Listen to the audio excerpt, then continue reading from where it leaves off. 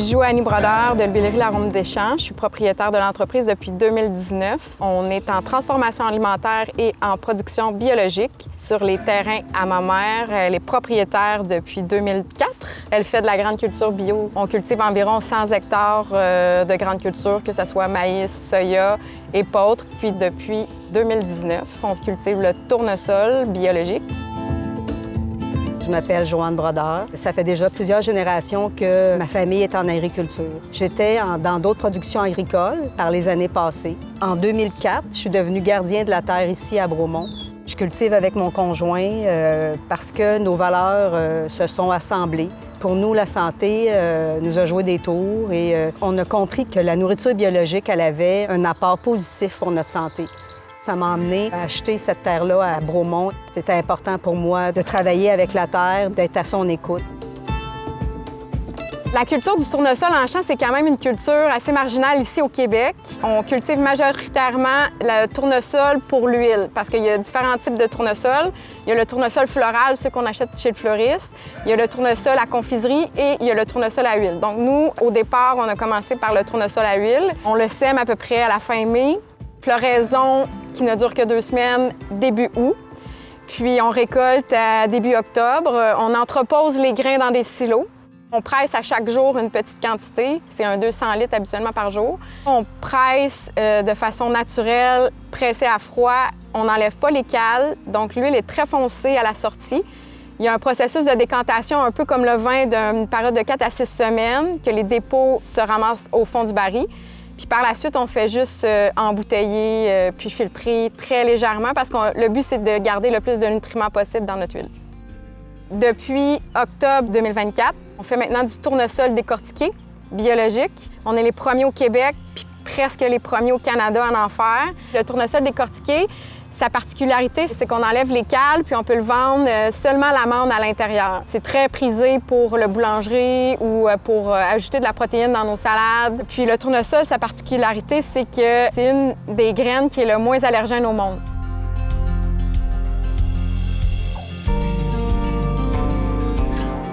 Il y a une quinzaine de producteurs de tournesol ici au Québec, puis on est 3 transformateurs qui transforment vraiment les grains du Québec ici. Pas mal tous les producteurs de tournesol au Québec sont bio. Pourtant, cultiver le tournesol de façon conventionnelle serait beaucoup plus simple.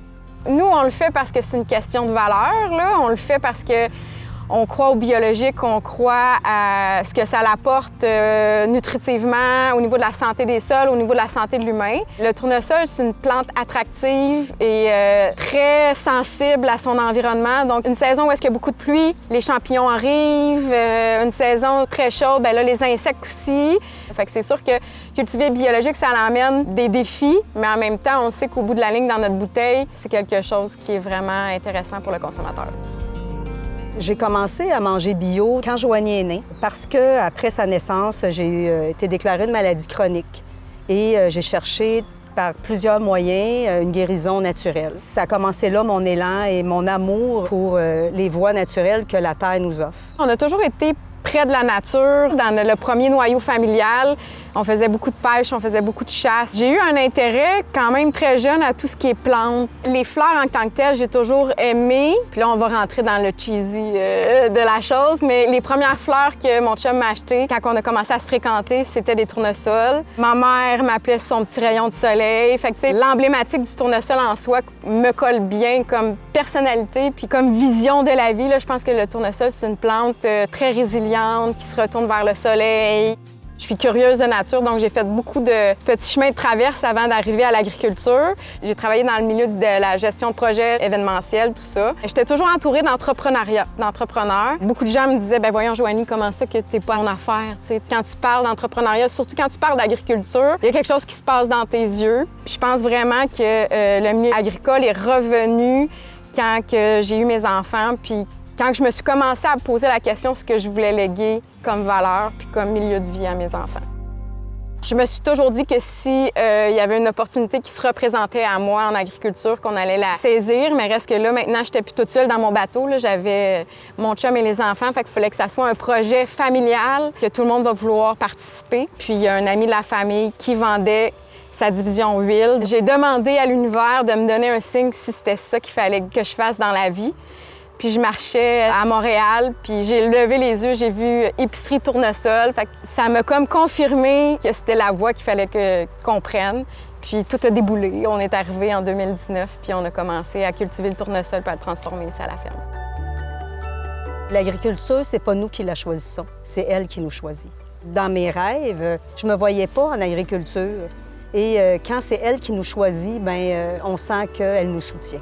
On recule dans les années 80. Je disais pas très fort que j'étais agriculteur parce que, à quelque part, c'était comme un sous-métier. Maintenant, ça a progressé. Il y a quelques dernières années, on jase avec quelqu'un dans un restaurant. La personne me demande « Qu'est-ce que je fais? » Je lui dis que je fais de l'agriculture biologique à Bromont. Puis elle me dit « Merci de me nourrir. » Ça m'a touchée. C'était la première fois, quand je parle de reconnaissance, que je sens que les gens sont plus conscients comment la nourriture elle peut être importante pour l'humain et l'eau d'ailleurs aussi, l'eau en premier.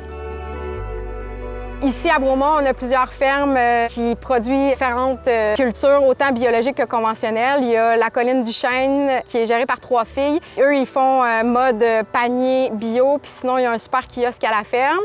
Il y a la fromagerie qui est fromage de brebis. C'est un couple qui ont ça. Nadia, la conjointe, s'occupe souvent des marchés ici à Bromont. Il y a Domaine Muscadine, Caroline et son conjoint qui élèvent du wapiti et du bœuf, qui ont une magnifique boutique avec plein de produits du terroir. Il y a aussi une autre ferme maraîchère qui est dans le rang juste à côté. Là, ces 2 filles, là, Nathalie et Véronique, ils font des paniers bio saisonniers. Maintenant, je sais qu'ils s'impliquent beaucoup avec SOS Dépannage ici à Granby. Là, ils fournissent des légumes là, pour les gens dans le besoin. Moi, je pense que la terre, elle ramène beaucoup les gens à l'essentiel. Les gens viennent en boutique d'une certaine vibe puis qui repartent. Il y a quelque chose qui se passe, je le vois, je le sens.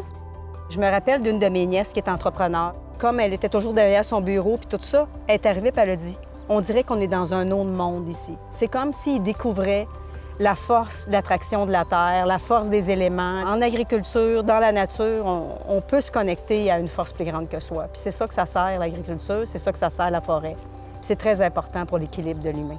De marcher en forêt, de regarder les oiseaux, de regarder ce qui se passe autour de nous, bien, il y a beaucoup d'enseignements. J'habite pas à la ferme, j'habite en forêt. Puis quand j'ai 2 minutes, bien, je m'en vais au fleuve. Je m'en vais me reconnecter sur une grosse roche à l'île aux Coudes. Puis veux pas, ton chum, c'est un Suisse, hein? Ah oui, il vient des montagnes, des lacs. lacs. Il nous lègue ce côté-là de montagne, de randonnée et tout ça, là.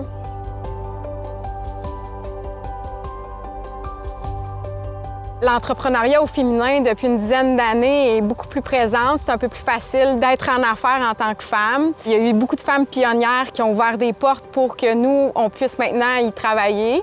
En agriculture, je crois vraiment que la balance homme-femme est importante. Il faut accepter chacun nos forces, nos compétences puis nos faiblesses, puis travailler ensemble, là. Je dirais que l'agriculture, c'est comme la terre. On a besoin de coopération. La terre ne fonctionne pas sans coopération. Et quand on va laisser tomber les gants de boxe, chacun sur son bord, puis qu'on comprend qu'on doit vivre comme la nature en coopération, la terre va se porter mieux et l'humanité aussi va se porter mieux. On a juste à s'inspirer de la nature, finalement, là, parce qu'un plant sans être pollinisé ne peut pas survivre. La nature nous donne beaucoup d'exemples que la coopération homme-femme ou d'éléments différents fait la réussite. Je pense que tranquillement, on s'en va vers une nouvelle ère vraiment plus intéressante pour la femme. Les femmes, maintenant, peuvent s'impliquer dans une ferme de différentes façons, puis c'est de là, qu'on commence les fermes à développement latéral. C'est qu'on essaie de diversifier les produits, de les transformer, d'aller vers le consommateur. Fait que, la femme elle peut se trouver une place facilement maintenant là, en agriculture. Je pense que l'agriculture, maintenant, s'est rendu un domaine de mise à l'avant de la famille puis de créer un projet commun, avec qui on travaille, avec qui on s'associe. C'est beaucoup de familles avec des jeunes enfants, où est-ce que la conjointe et le conjoint sont impliqués, où est-ce qu'ils veulent faire une différence dans la vie de leur enfant, mais dans leur société aussi, qui veulent faire vivre cette expérience-là à leurs enfants, léguer des valeurs puis des outils différents que tu peux pas retrouver ailleurs qu'en agriculture, là. Puis aujourd'hui, ma plus grande récompense, ma plus grande fierté, c'est de voir ma fille qui continue le chemin que j'ai commencé, le chemin de ma mère, le chemin de ma grand-mère. C'est mon plus beau cadeau.